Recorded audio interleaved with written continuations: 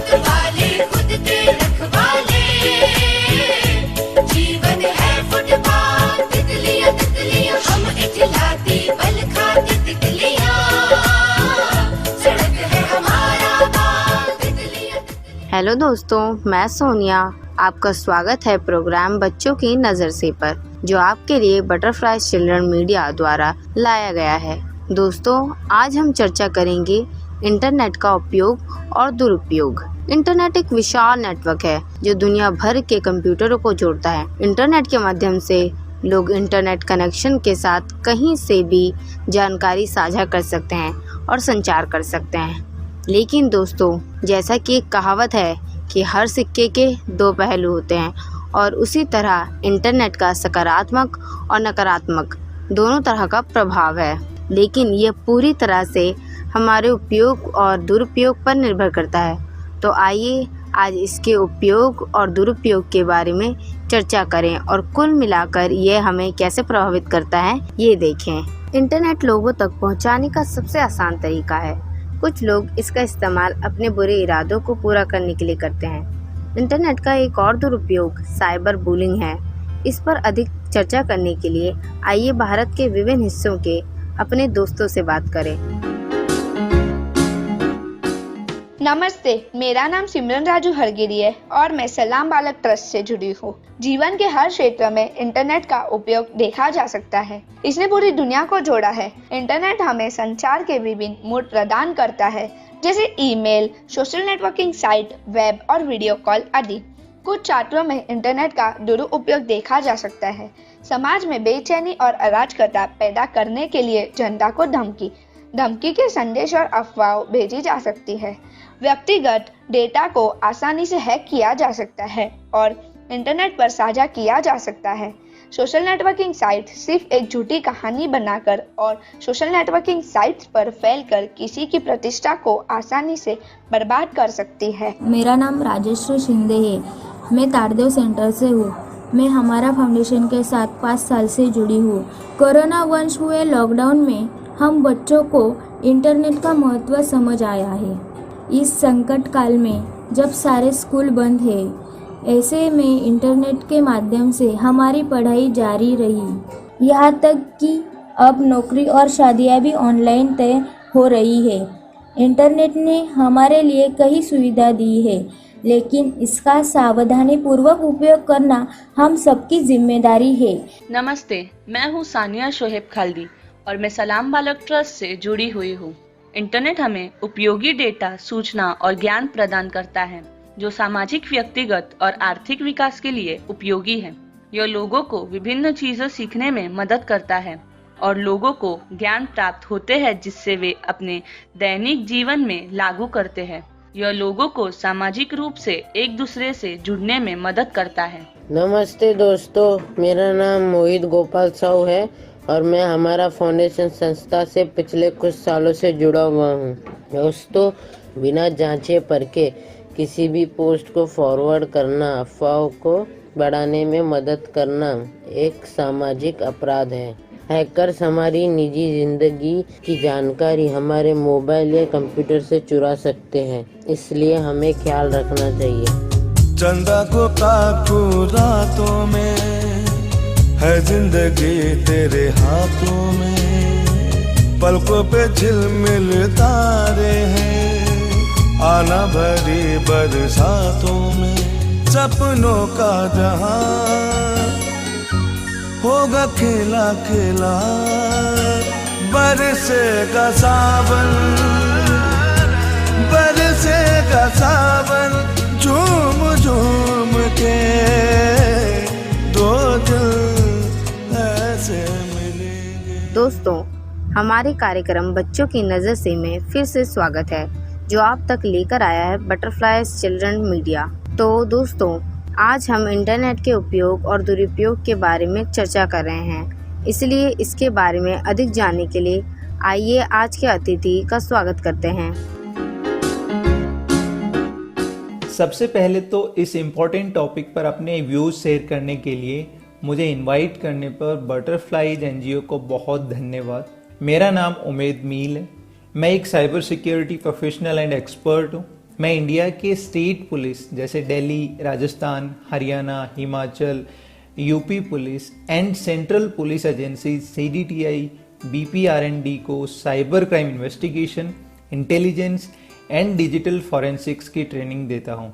पिछले एक दशक ने हमारे जीवन में बहुत बड़ा रिवॉल्यूशन किया है। इसको हम कई टॉपिक्स और कई इंपॉर्टेंट पॉइंट्स की हेल्प से समझते हैं। फर्स्ट है कम्युनिकेशन एंड रिलेशनशिप। इंटरनेट ने हमारे फैमिली, फ्रेंड्स और लाइफ पार्टनर्स के साथ बात करने के तरीके को पूरा ही बदल दिया है।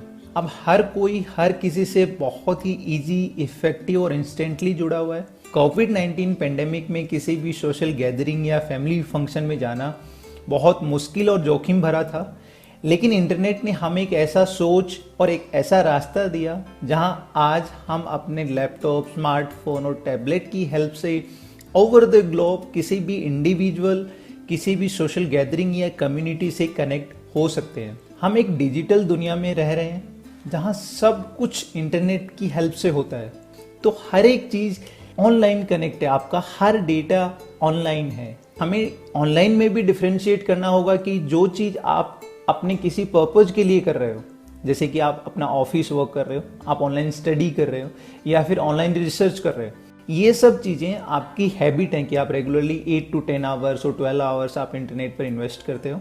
और पैरेलली आपको अगर किसी इनाम की लालच हो, आपको पता हो कि ऐसा करना आपके लिए नुकसानदायक है, लेकिन फिर भी आप खुद को कंट्रोल नहीं कर पा रहे, तो वो चीज़ एडिक्शन होती है।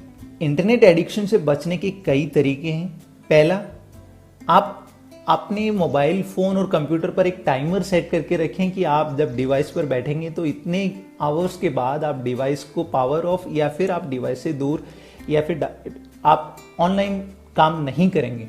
सेकेंड, चिल्ड्रंस के लिए आप पेरेंटल कंट्रोल रखें कि वो, जैसे कि वो अगर ऑनलाइन क्लास ले रहे हैं तो उस ड्यूरेशन में वो कौन सी एप्लीकेशन एक्सेस कर सकते हैं, कौन सी नहीं कर सकते, और उस एप्लीकेशन पर भी टाइम सेट कर सकते हो आप। बहुत से पेरेंटल कंट्रोल एप्लीकेशन है कि वो एप्लीकेशन मॉर्निंग 10 to इवनिंग 6 तक ही चले, उसके बाद रात को वो एप्लीकेशन काम ना करे, तो इस तरह के कंट्रोल्स भी आप लगा सकते हो।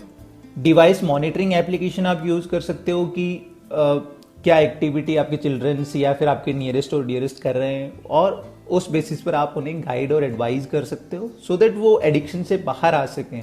इंगेज विद योर कम्युनिटी, जहाँ तक पॉसिबल हो आप ऑफलाइन गेम या फिर ऑफलाइन कन्वर्सेशन या ऑफलाइन मीटिंग्स की तरफ आएँ, जहाँ पर आप अपना टाइम कम्युनिटी के लोगों के साथ बैठकर या फैमिली या फिर पार्टनर्स के साथ बैठकर बात कर सकते हो। मेडिटेट, बहुत सारी ऐसी मेडिकल थेरेपीज और ऐसे ट्रीटमेंट्स हैं जिनके थ्रू भी आप इन डिवाइसेज के यूज़ को कम कर सकते हो। उसके अलावा कई जनरल अवेयरनेस ट्रिप भी हैं जहां हम खुद साइबर विक्टिम बनने के लिए जिम्मेदार होते हैं। हमारी खुद की गलती ही आने वाले टाइम में हमें साइबर विक्टिम बना देती है। सोशल मीडिया पर हम फोटोग्राफ्स अपलोड करने या कोई भी स्टेटस लगाने से पहले सोचें कि वो स्टेटस आपकी सोशल इमेज, स्कूल या कॉलेज में आपकी इमेज, और उस पोस्ट में कोई ऐसा एंटी नेशनल या एंटी सोशल कोई कीवर्ड या फिर फोटोग्राफ तो नहीं है, क्योंकि आने वाले टाइम में वही चीज़ आपके लिए फिर प्रॉब्लम क्रिएट कर सकती है। वहाँ से आपकी कोई भी ऐसी फोटोग्राफ जो बहुत ज़्यादा पर्सनल है, लोग उसको वहाँ से पिक करके और कई मॉर्फ करने के बाद फेक अकाउंट्स बनाए जा सकते हैं। सोसाइटी में आपकी इमेज खराब करने की कोशिश करी जा सकती है।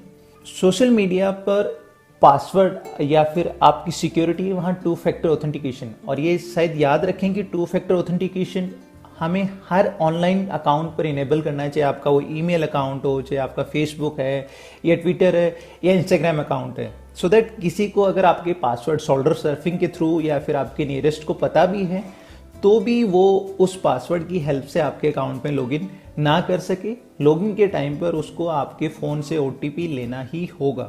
स्ट्रॉन्ग पासवर्ड रखें, कॉम्प्लेक्स पैटर्न हो और रेगुलरली आप उसे चेंज करते रहें। ऐसे ATM मशीन पर ना जाएं जहां पर गार्ड ना हो, बिकॉज ATMs पर कार्ड क्लोनिंग या स्किमिंग डिवाइसेस लगे होते हैं। आप पहले प्रॉपर चेक करें कि वहां ऐसा कोई स्किमिंग डिवाइस ना हो, उसके बाद ही ATM मशीन को आप यूज़ करें।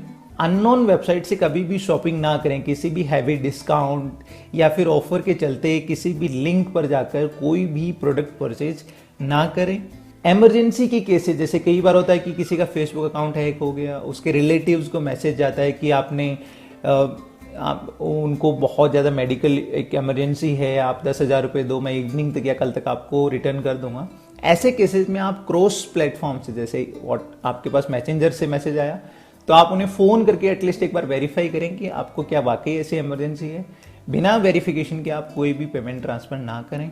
किसी भी अननोन पर्सन से आपको प्राप्त या रिसीव हुआ कोई भी QR कोड स्कैन ना करें, कोई लिंक क्लिक ना करें, क्योंकि UPI में आप ये मानकर चलें कि जब भी हमें किसी से कोई भी पेमेंट लेना हो तो किसी भी तरह के QR कोड को स्कैन करने की ज़रूरत नहीं है। आपका UPI ID और फ़ोन नंबर ही सफिशिएंट है उसको पैसे भेजने के लिए।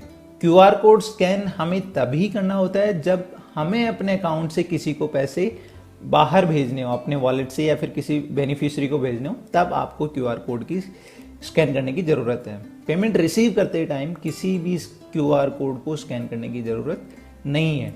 उसके अलावा अगर आप आपके पास प्रॉपर अवेयरनेस है, आपके पास प्रॉपर सिक्योरिटी कंट्रोल्स हैं, आपने प्रॉपर पासवर्ड्स और सिक्योरिटी रखी है, फिर भी अगर किसी रीजन से आप साइबर विक्टिम बनते हैं तो इस चीज़ को छुपाएं ना, आपको डरने की ज़रूरत नहीं है। इंडिया में बहुत अच्छा लीगल और लॉ अरेंजमेंट है। आप पुलिस से हेल्प लें, पुलिस स्टेशन में कंप्लेन करें, और कंप्लेन के कई तरीके हैं। जैसे आप नेशनल साइबर हेल्पलाइन 155260 पर कॉल करके अपने फाइनेंशियल और बैंक फ्रॉड की कंप्लेन लिखवा सकते हैं।